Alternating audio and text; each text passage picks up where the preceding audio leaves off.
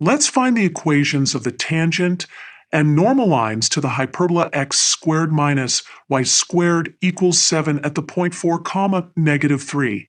Let's start by visualizing our hyperbola and the point. Here's our coordinate system. This is our hyperbola x squared minus y squared equals 7. And here's our point for comma negative 3.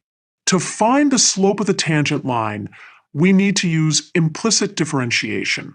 Taking the derivative of both sides with respect to x, we get 2x minus 2 y dy dx equals 0.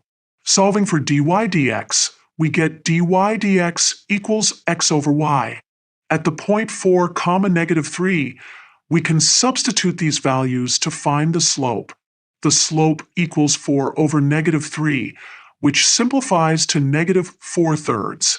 Now, we can find the equation of the tangent line using point-slope form. Y plus 3 equals negative 4/3 times x minus 4. This simplifies to 4x plus 3, y minus 7 equals 0. For the normal line, we use the fact that it's perpendicular to the tangent line.